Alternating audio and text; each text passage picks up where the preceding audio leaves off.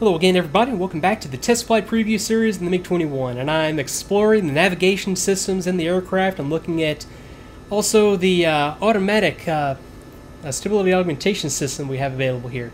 I think I'm going to use it this time around just to help me out on this approach here. And you find that you really get behind the power curve in a hurry if you're using unfamiliar systems and are trying to do things in a rushed manner without being familiar with what you're doing. So I think that kind of caught me on that last approach. I was a little bit steep. I was just way closer to the airfield than I thought I was. But now I think I've got everything more or less together, so let me pull the throttle in. And I'm going to come around. Once I pick up ILS guidance, I have these two indicators, and they go away. Hey, speaking of that, and now I'm going to just fly a normal ILS approach out to this airfield. But what I'm going to do is I'm going to use the automatic stability augmentation system. I'm going to engage it in the auto landing, I guess, mode. But to do that, I need to be, I guess, a little bit more lined up with the runway. So bring it on around. Let me go flaps down as well, and also go gear down. Okay, that'll give me a little bit more time here. Okay, so once these flags go away again, I will engage that automatic system and just see exactly how it works and see how well it flies the approach. Definitely better than I've been flying it so far. Okay, so should be picking it up any time now. Okay, I'm on the appropriate glide path. Let me go system on. It doesn't seem to be picking it up for me. Okay, maybe I need to be a little bit closer. I didn't think I did, but maybe I do. But until then, let me go ahead and just manually fly the ILS. I'm a little bit left of track and a little bit high, so let me go ahead and take her on down. Let me go full flaps. That's a little bit more reasonable, so I'm starting to pick up the glide path. Let me go for it now. Okay, now guidance picks up and kicks in. I'm not liking this at all. It's taking me down into some terrain. Okay, now it's recovering. Okay, outer marker. That's not bad. I was a little bit low there again.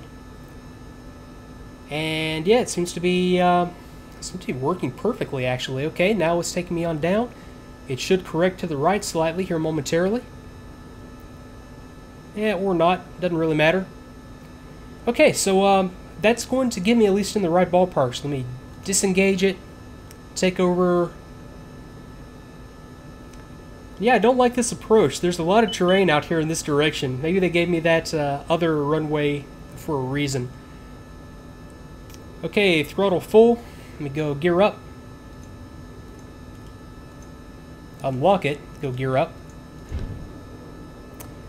And let's see here. Airspeed 450. Yeah, I can go flaps up now. Okay, so I mean that's a quick and dirty ops check of the ILS system. At least I know that it's working. I think on the approach up here coming up to Krasnodar, I'll have a lot better idea of the inner workings of it and be able to actually use the darn thing this time.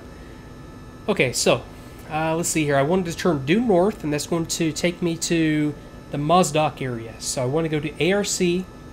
On my ARC, I have the Mozdok NDB called up. That's position 8 in sector 2-1.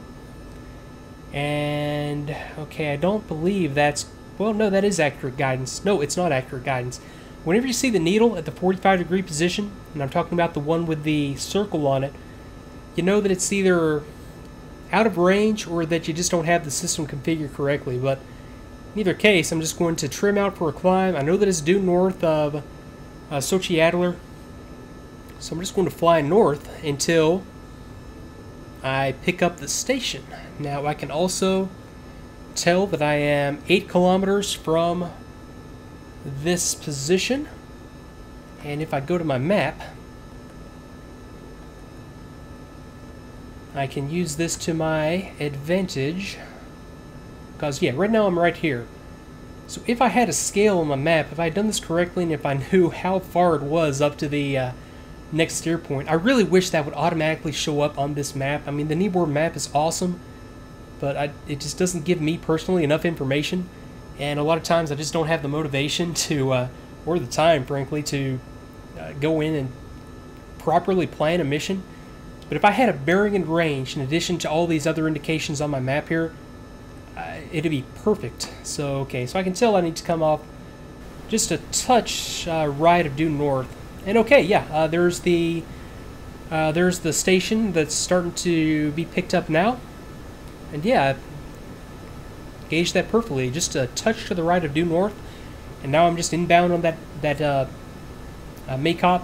I might have said Mozdok earlier, it's Maikop NDB, and I've got the Maikop North airfield out there as well that I can set my other navigation system up to. I might do that. I might fly one more approach at Maikop, just for more practice before I do it for real. Okay, Maikop, position 5. So let me go down to 5 and 5. And now I am 118 kilometers from Maikop. Okay, very cool. This is it's actually very easy to use and a very, very neat system. I like that the channels are already set up for you so that you don't have to manually tune them. Although I'm sure that comes with its price. I mean, if it's not calibrated properly, you can't really do any. I'm sure there's a way to fine-tune the tuning actually down here using one of these. There's got to be a way to fine-tune this stuff. But I like having the channels preset for me. That's extremely easy to use. Okay, runway. So this says 39, which is not an actual bearing. I had taken these to be bearings. Oh, 039. Okay, that's going to be 039. Okay, misinterpreted that, so let me get this set up. 039. Which is right there. Okay, so that's the approach that I'll fly. So I want to, yeah, just continue up here, intercept the 039 radial off of the PBRN or RSVN. Yeah, RSVN PRMG. That's going to drive me nuts. I don't know if I'm ever going to get those acronyms down, to be honest. But okay, yeah, let me do that. Let me go back to. Actually, let me go back to the map and have a look at where I am in the world here. Okay, so I should be. I'm coming up over this broken terrain. I'm not over the the higher rugged parts of the Caucasus at this point. I'm down here in kind of the foothills, and the range sort of peters off as it gets further and further out there to the north. And I'm really going to be over some of the flattest terrain on the map up here, out of Krasnodar, once I start flying missions out of there. But it's still interesting terrain. I remember flying the old original Black Shark missions out of that area. Okay, let me tweak my guidance here and get back around to a more northerly heading. Okay, that's about alright. But yeah, it should be interesting. Let's see here. So I'll just focus on getting up there for now. So let me stow my map. Just have a look around. I did a lot of looking around in Google Earth when I was trying to find a new location for the range, and just happened to find that new bombing range out there north of Krasnodar. And very, very interesting terrain that we have around here. Just rugged, not a whole lot of, not very highly populated out here. I mean, it really is just as you see it, just rough, very, very green, of course, until you get into the mountains terrain. We get up here into this valley, and it really strikes me as very, very fertile. And you see in DCS and also in Google Earth a lot of farmland up here as we get on the other side of the mountains, and a lot of farmland in general up here around Krasnodar. And as you go up here to the, what direction am I actually going right there? Yes, you get up here into the northeast, you get into some like semi-arid type features, and very, very wind-swept plains up here on the other side of the mountains up there around Tbilisi and that area. Looks quite formidable in a lot of places, although actually quite beautiful in some of the places up there around Tbilisi, from what I could see. Be very interesting place to visit, you know, depending on the depending on the situation in the region, of course. You know, some of the places in this area, especially in the direction that we're heading right now, you know, might not be the best vacation spot, but yeah, still, it's a very, very cool looking area. Okay, so I am 74 kilometers out of Maikop, so I should be able to actually pick the field up visually anytime now. And let's see if I can get back into my Trek IR. Okay, there we go. It'll be out there somewhere along these plains, right out there at the edge of my my visible range. But actually, it's out there to the right, isn't it? Let's see if I can pick it up. Maybe out. Yeah, visual of the field, right? Right there, okay. And that's actually one of the benefits for flying the same, I guess, flight sim engine for as long as I have. You know, I do fly other things. I fly Falcon 4 every now and then. I fly a Rise of Flight and Illusion 2 every now and then, but not as much as I've been flying DCS lately. And just things like that, being able to just judge based on your altitude and just the haze layer, you know, how far 70 kilometers is and where you need to look for something. You know, you can only do that if you fly the same flight sim engine, you know, for an extended period.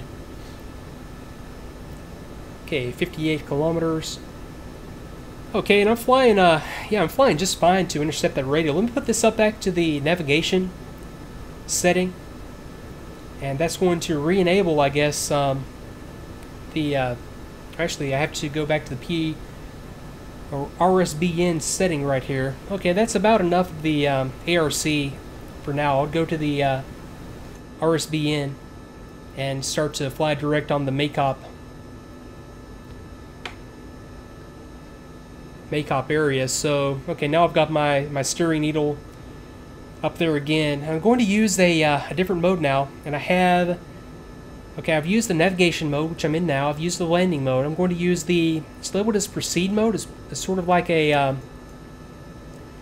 a mode that's going to sort of set you up to descend into the area, almost like an ILS system. But you get this needle right here, and it's going to, again, if you just fly the needle, it's going to put you on a descent path that's going to take you into the area.